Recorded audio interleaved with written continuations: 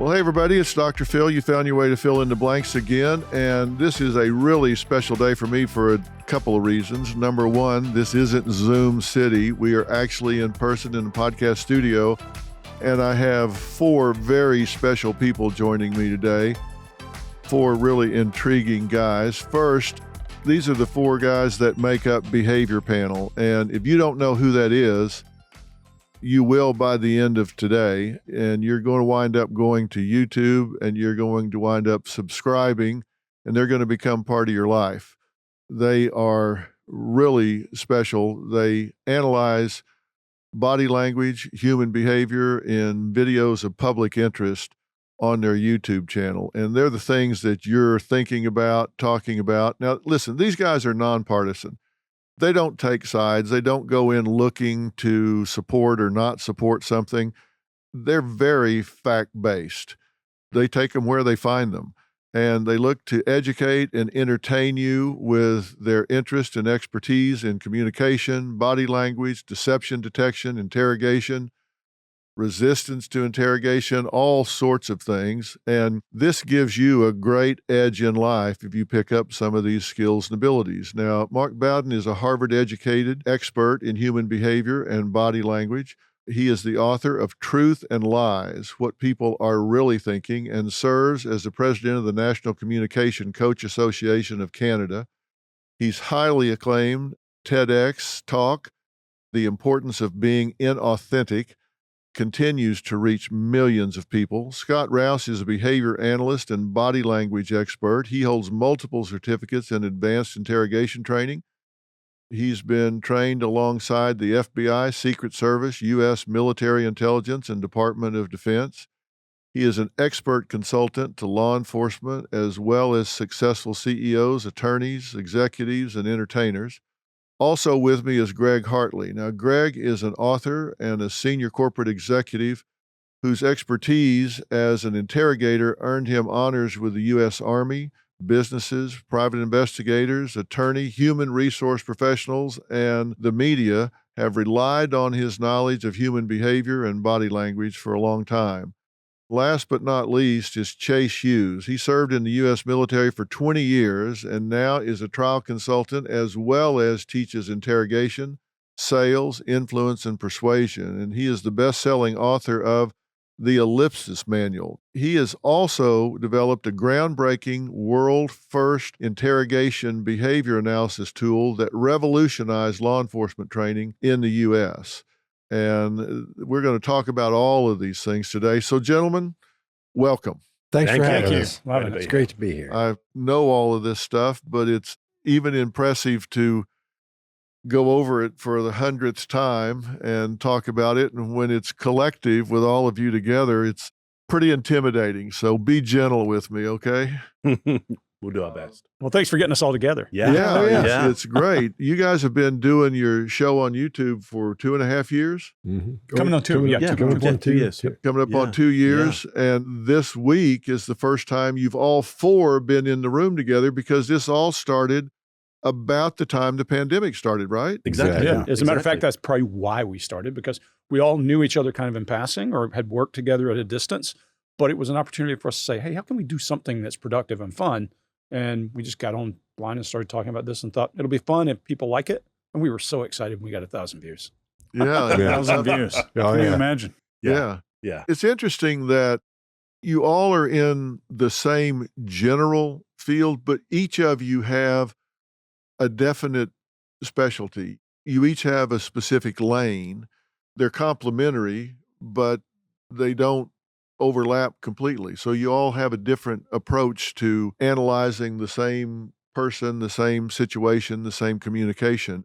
What these gentlemen do is they will take an interview, videos from the news or wherever it might pop up, and really break it down and tell you, you hear what the person is saying, you might miss what's between the lines, what's being said non-verbally, what's being communicated through syntax, facial expressions, all of that, which oftentimes can be more to the heart of the matter than the words that maybe have been written for them by a lawyer or a speechwriter or something like that. So I think they get really to the bottom line. So what I'm going to do today is I don't want to talk about any specific speech. I'm not going to play any clips because you do that so well on your channel. What I want to do is for the average person, I'd like to blow up some of the myths that people labor under. I'd like to talk about some of the fundamentals that people can use to give them an advantage in life, whether it's dealing with their teenagers, their kids, their spouses, their coworkers, or whatever, that might be red flags that would tell them, okay, I'm not going to walk around being a human lie detector, but is this something I need to pay more attention to, that I need to be more careful about? There's so much out there right now on the internet with people saying, you know, if this happens, it means this. If that happens, it means this. What are the things that frustrate you guys the most in terms of the myths that are out there that you hear people saying, they say if you do this, they say if you do that? What are the biggest misconceptions about deception detection, lie detection, getting to the truth? What do you see out there the most that you just shake your head at and say, oh my God? I think one of the most famous ones is you break eye contact when you're lying. Yeah. Right. Everyone thinks, oh, he broke eye contact. I asked him so-and-so and he broke eye contact. Well, the thing about that, the truth is, the liar knows that you're probably most likely under the impression that breaking eye contact means they're lying. So right out of the gate, they're going to try to lock eyes with you even more. And that's one of the first things we all look for and talk about is how they look at you. And the blink rate goes low because their brain wants to make sure you believe them. And if you don't believe them, they start adding what we call qualifiers. So there's that pause where you ask them, you can ask a question and just wait. And they answer it, and then you just wait. And if they're a little nervous, they'll start adding the qualifiers to them. So that's one of the biggies. If I pile on to something he just said, we all think that when somebody breaks eye contact, they're lying. But while every person that's listening to us right now should do this, try to think of 5 words from your favorite song. Now, what happened? Your eyes are moving around in your head as you try to think of that. Well, if you ask me a question that requires me to think and I move my eyes around because I'm looking for information, that's a good sign that I'm digging for information, not that I'm lying. But people have been so taught that one myth that it's probably the most destructive of all. Okay, so when people break eye contact, they're not hiding. That doesn't mean that they're escaping your gaze, that they're hiding. So what does it mean? They're thinking. If you were to ask me, if I would ask you, what's 200,000 minus 4 plus 3 times 18? And you went, let me see, 1 for 200,000, and you kept looking, it would be weird because we go, geez, I don't know. I mean, that's tough. You have to think, you have to break away and think about it for a minute. Not that you necessarily go here every time and it means you're thinking, or there every time it means something else, but you'll break eye contact and look around, then come back to them. Well, there are patterns to eye movement that are discernible by individual. Yeah. And that's what one big thing that I would say is that instead of being in the business of lie detection, I think people who want to learn about this, and hopefully everybody does, because if you deal with humans, then this stuff is impactful for people. So instead of being a lie detector, be a change detector. I look for how a person normally acts, and I'm going to look for changes from that normal behavior. And I think that's really important. If you're in sales, you're a leader, you're a parent, and seeing changes in these small baselines is bigger and better than anything else I think that a person could learn. And I think you've got to think about how you've been educated by the world around you to think about people. So we often say, well, they were shifty. You know, they were shifting around in their chair, or their eyes were shifting around. And we've got this kind of what we call priming, this primary idea that if somebody moves around with their eyes or their body, they must be being deceitful. That we know that's not true, but society kind of tells us it should be. So sometimes we've got to look at the situation, stand back from it, and kind of go, what do I think today, rather than what does history tell me about behavior? All right, so number 1 is eye contact. Number 2 is this whole preconceived notion about shiftiness and all, when in fact what you've got to do is get a baseline on the person. You can't really tell unless you're looking for change. And you don't know if it's a change unless you know change from what. So you can't read somebody if you don't know what's normal for them. And you just opened a whole box when you say that, because now you're getting into two schools of body language. The absolutist, that when I scratch my nose, it means X, or when I blink my right eye, it means X. And then the baseliners who say, what does that mean? Why did that person change that? And then you dig. They've been doing that. Right. Yeah. But there are some things that I would say are universal. Yes. So if you look up right now a YouTube compilation of people getting the crap scared out of them, like somebody jumps out of trash cans and stuff, everyone reacts the same. The shoulders go up, these muscles right here, sternocleidomastoid muscles kind of come out, the lips draw back, the arms come up, the wrists come together. The whole body starts protecting arteries. Every artery gets a little block from it. So there are some things that we do that are pretty universal, and we're looking for subtle cues of that. And when does that little fear behavior happen? Does it happen when a person's just talking about something they're scared of? Or does it happen when they're saying, no, I'm not scared of that, or I didn't do the crime, or I didn't do something? So those are important to look at. You know, I do body language reading a bit like you surf the internet. You know, it's a general kind of world, but every now and again you come across something and you go, what's that? Looking at it from the psychological standpoint, which looked at how people think and construct their answers, I've always found these are not absolutes, but they are things that seem pretty consistent indicators in terms of how people answer if they're being deceptive. And I'm curious if you guys have had the same experience. When I'm talking to someone and it turns out that they are being deceptive, and I go back and look at their verbal patterns, I do see things pretty consistently, like they try to buy time. If I ask them a question, people that are trying to deceive me tend to repeat the question a whole lot more than people who aren't. Great indicator. Like I'll say, were you at the mall last night around 10 o'clock? Was I at the mall last night around 10 o'clock? Well, you heard the question. Clearly, you're repeating it. Yeah. They can buy 5 seconds. Do you guys see that Oh, yeah. consistently? Real Quite common, often. real common. Another common thing is where people will hide time. They'll try to get time, and as they tell you a story, they'll hide time. If there was a bank robbed, and then this person ended up, they were found at a grocery store close to that bank when it was robbed. So what did you do here? Well, we came by the bank. We definitely came by the bank. I went to my sister's house and said hello to her for a minute. And then after that, we pretty much just went on home. So what happened in this pretty much just went on home right there is what I want to find out. Let's talk about what's going on in there. And that's where you start bombing them with, not bombing, but you start getting in there and asking questions around that, because there's hidden time. And those are what we call, I believe, Joe Navarro is Joe and Jack. Joe and Jack is the one to come up with the term verbal bridge. Yep. So it bridges you over that time, and you can hide a lot of time that way and get a lot of things done in this time that didn't exist. There are sometimes when a person only repeats part of the question, and I think that's sometimes honest and it's for clarification. So like if you said, "What were you at the mall at 10 o'clock last night?" And I said, 10 o'clock? No. So that's kind of, I think partial repetition is more likely to be honest behavior. And the more of the question that gets repeated, I think the more likely it is to be deceptive. How about answering really fast, really quickly? Yep. So on the show that we just did with you, we had a guy who was asked a question, do you forgive her? And very quickly he said, yes. And that, for me, that rings an alarm bell, because you've already prepared that. You didn't have any time to think about that. I mean, forgiveness is a very complex emotion, isn't it?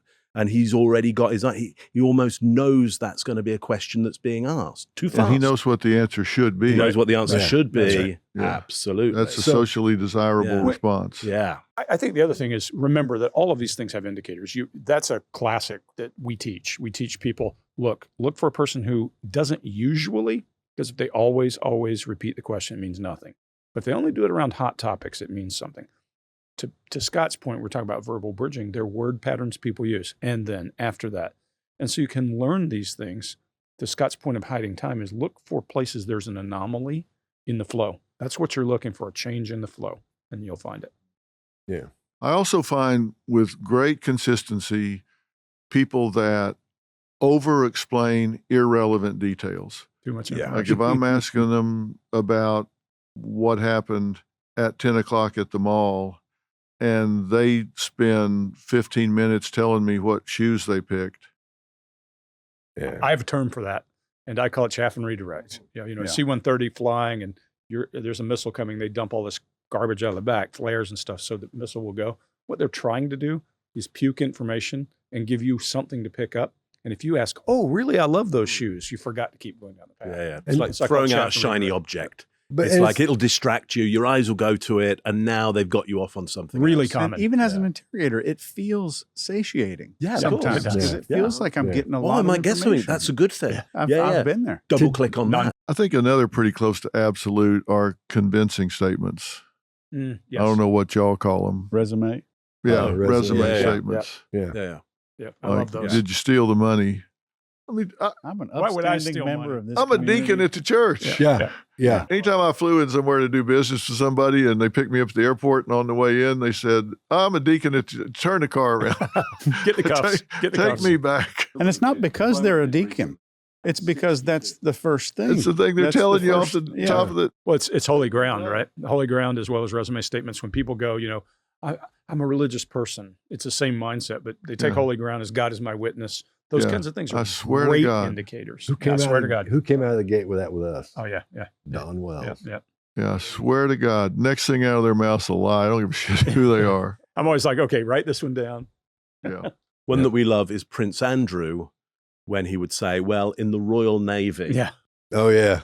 And so he's already set up that anything that he says after that should be given status, should be approved of, because he's put it in that framework of, the great Royal Navy and the Queen. And therefore we should all go, oh, that's fine then. That's okay. And he only does it because it does work a lot of the and time. because you can't possibly know what goes on Yeah, there. Yeah, you because don't you're not know a what member. happens in the in my Navy. club. And it's the Royal Navy, and the Queen's lovely. Yeah. Who's going to question that? Right, Yeah. right. Well, luckily, Emily Maitland did. She did a great job. Yeah. I mean, She beat a him up BBC pretty bad. She really reporter was will good. She question was that. fabulous. She really was. We've really got some favorite interviewers. You can tell Gail, we love her. Yeah. Oh, man. She's She's, hard. awesome. Well, Thank she lets people talk, and the more they talk, the deeper they get.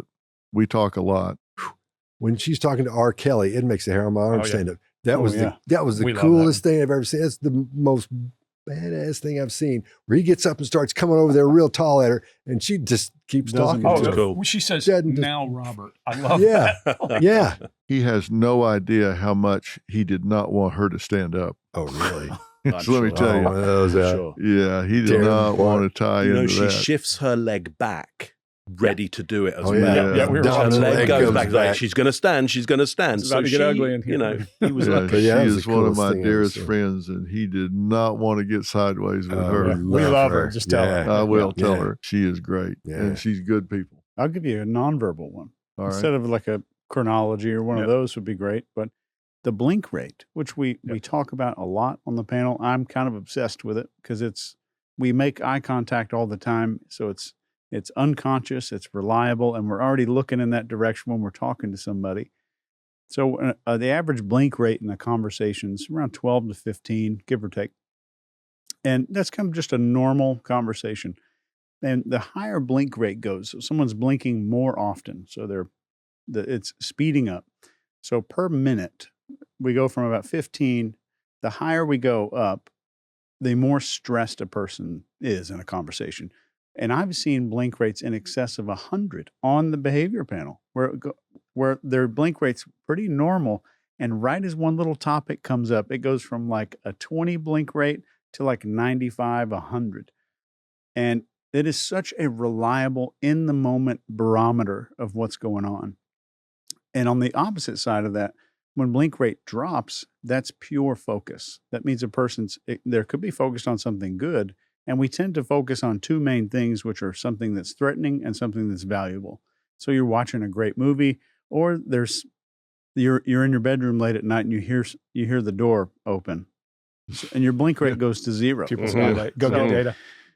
So those are the two things we focus on. But it's so great. You can watch it in reality TV. You can watch it on Judge Judy. You can see it anywhere and He's obsessed. predict blink rate. So- Predict stress. I'll add something to that, not just blink rate, but we talked about eye contact and breaking eye contact being a myth. this is not good. When a person stares you dead in the eyes. Yeah. When I was young, I didn't have the right words for it. I would call it glossy. We now call it the romancer. And the romancer is, I just got to pay so much attention to you to make sure you're believing what I'm doing. And you'll see what I call taffy pulling, where they may turn their head, but their eyes still make eye contact. Too much eye contact's bad. Yeah, well, y'all commented on Erin, the young girl I interviewed in prison in Texas. Scary. She didn't blink for an hour. I called her blink right yesterday. Yeah, I mean, she just like froze right there, which was really eerie. I'll bet. Be in that room with that. I wonder how her eyes were not dried up. Seriously. Yeah, she's an odd little duck. Yeah, well, she had just burned her entire family to death after shooting them and killing them with a machete. Yes, it's not a usual action. Yeah. One of my favorites in that video you're talking about is she said, kill my parents. And she punctuated with her eye. The only time she flashed her brows or her eyelids was that. Really odd. She's a strange one. One big one I learned from Scott was fading facts. Yeah, that's a good one too. And that has saved me in my personal interviews, interviewing potential employees for my company. Right. I've heard it a few times, and I would never have spotted it without us being on the panel and going through this every week. Will you go through that? Yeah, explain that to people because that's a great one. Recognizable. Once you know to look for it, it's All right. recognizable. If I'm telling you something, and you ask me whatever the question is, and the question is this long, and I start saying, yeah, we were here earlier, and we came down the stairs, we saw Mariana down there, and then we came in, Danny hadn't even come in the room yet, and that's when I left these guys and went downstairs back to my car. So as you talk, it gets quieter and quieter. Sometimes it's really big, like we saw on Candace Wells, and sometimes it takes a minute to get down that way. It's not they're run out of energy and calming down. It's that their brain goes, man, we shouldn't be doing this. We should not be doing this. They lose faith in their own story. Even if you play back Scott just now, his body shrank. When their body gets they may even small. cover their mouth when they're doing it. Because as they see that coming, they know that's coming in the structuring of their sentence. We talked about sentence structure earlier.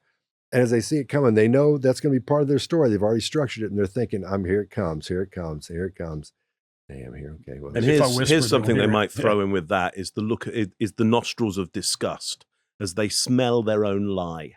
They're even disgusted. So that's when the nostrils flare out, the nose kind of wrinkles up, and it can be super quick, but you'll see it. They'll do fading facts, and then there's a little disgust, like, oh, my lie's so bad. It's so smelly. Yeah. Well, and I like the one I always call request for approval is raise your brow when you're asking questions. And then as soon as you believe them, that brow just drops. The mind virus. My favorite. I've seen interrogators mess this up so much because they actually bluff, and you can't bluff when you're doing it. No, and there's a thin line there, right?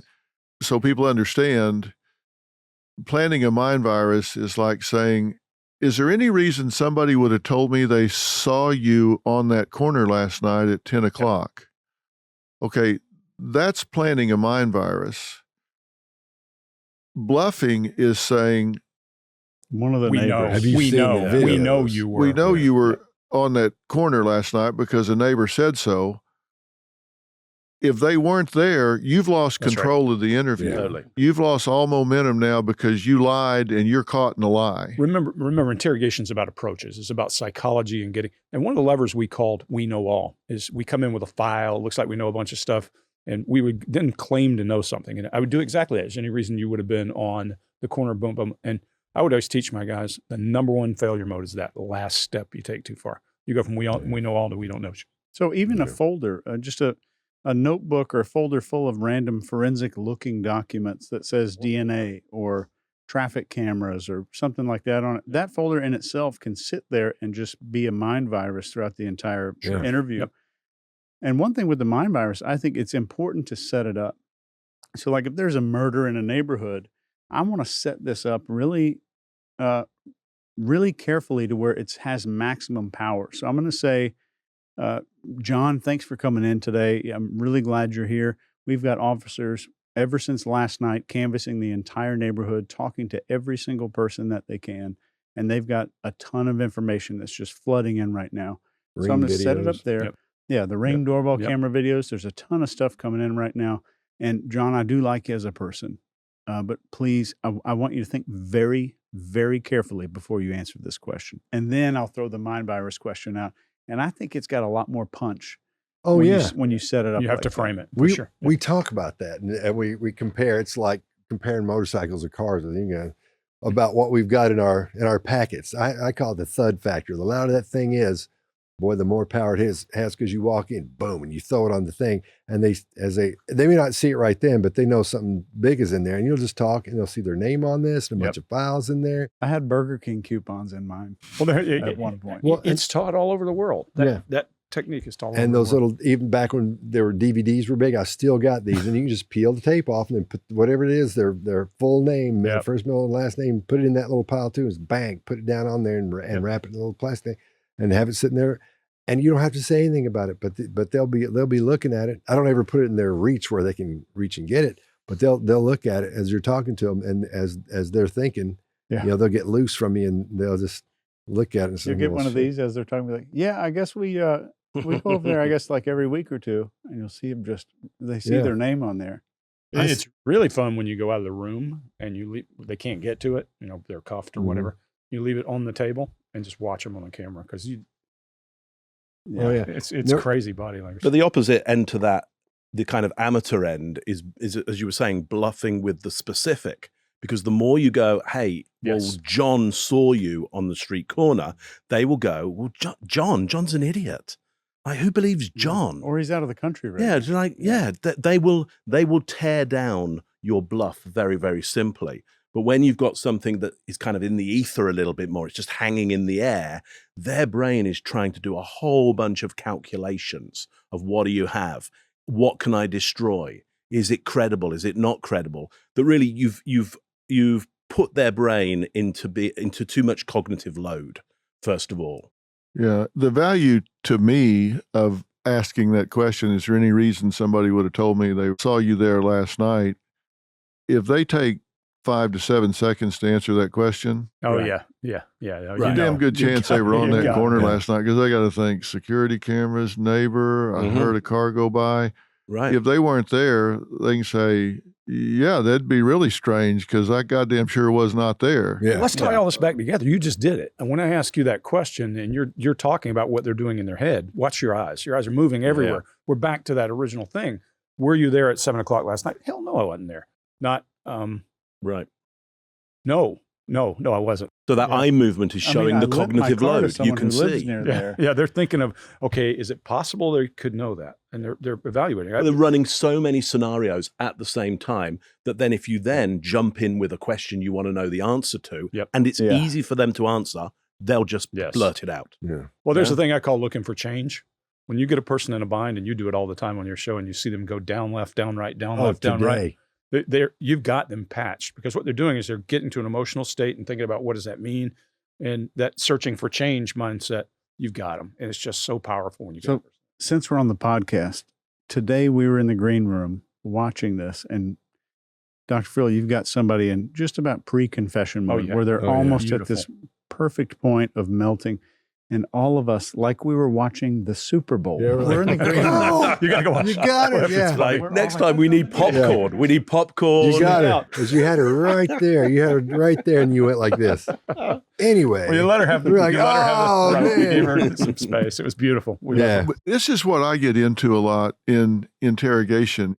With her, I don't want to destroy her credibility. I'm wanting to determine whether she's lying about this specific thing or not, without destroying her entire credibility, because I want her to get him out of jail, because I think she lied. We agree. I believe she lied. So I want to establish her as a liar, but not destroy her as a credible witness. So there's a tightrope you're having to walk. That's tough. That's very tough. And that's why I said, tell me other lies you've told in your life. I want to establish her as a gold star liar, but not as somebody that the judge would completely dismiss as being non-credible in any fashion whatsoever. And that's a tightrope to walk. Oh, yeah. You get a lot of drama folks on your show, and that you have to do a lot of that because you got to keep their life intact. Yeah. Yeah. and still get to the truth. And it's The- kind of crazy. I got a funny story to go with that video. The other day, and you two already know this one. So when we first got that video and you sent it over, I watched maybe the first funny. minute and a half, almost 2 minutes of it. It's like 6 minutes long. And I was like, I'm done with this. She's being Yeah. honest here. There's Yeah. nothing there. So I put it down. And I go upstairs and, eat a bowl of cereal or something. Greg calls.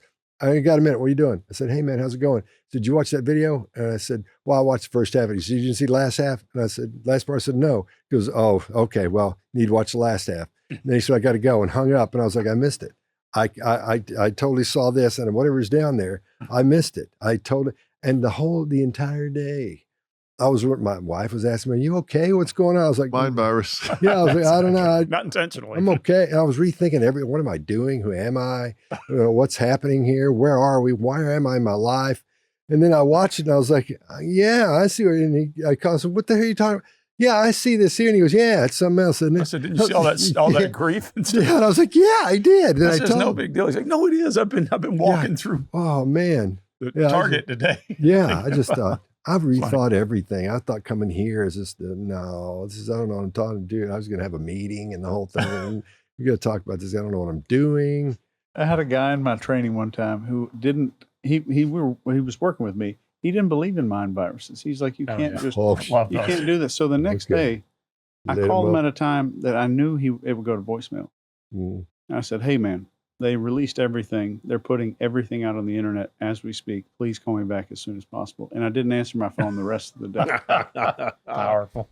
So that evening he calls me and he's like, dude, I can't find anything. I've called 3 private investigators. I'm having them search the internet. What are you talking about? Who's releasing? I was like, the Wall Street Journal. They're just putting out the news of the day. They're releasing everything with the news. What do you think I was talking about? I got to demonstrate it. It was so beautiful. I wish I recorded that Yeah, stuff. that's But great. it's so effective that we default, like Mark always says, it's more healthy and safe for us to Totally. default to negative. Yeah, when Patterns. insufficient Well, data, we default to a negative. So if you tell somebody something or give them some information and there is stuff missing, their brain won't go, oh, good, there's stuff missing. That's a really good thing. I think we're all going to be safe. It goes, well, that's going to be a massive problem then, isn't it? And for some people, it will actually catastrophize. Yes. Yeah. So it'll go, the world is ending. And That's the it'll rock take and them. bear. Absolutely. That's the rock and bear. And go through that for a second. Yeah. So the rock and bear theory is if your ancestors thought rocks or bears were rocks, they didn't reproduce. If your ancestors thought that rocks were bears, they were afraid, but they reproduced. So that's part of the problem is that we as human beings, and I don't mean millions of years, I'm talking thousands of years. If your family's too stupid to figure out that a bear is not a rock, they didn't keep going. Well, and that's So that's a really pattern important. finding thing in human Yeah. beings to do. Yeah. And the reason that's so important is that when you are reading body language, understand it can get quite confusing. There's a lot going on. And when we get confused, we default to negatives, not positives. So most of your life, you'll be walking around the planet. You'll see other human beings. They'll be doing stuff. Your instinct will go, I don't quite know what's going on here. But it doesn't look Let's good. make up a bad story, not a good story. Yeah. Now, it could be bad or it could be good. But one of the important things you've got to do is go, well, it could be bad. My instinct feels that it's bad, but I'm probably in quite a safe place at the moment. I could also presume it's good at the same time and find out a little bit more. Now, if you're in a really unsafe position, go with your instinct that goes, yeah, this is really bad. Let's get the hell out of here. But if you're in a good position, you've got plenty of resource around you, you've got friends, you feel safe, then you can think a little more carefully about some of those instincts that you have.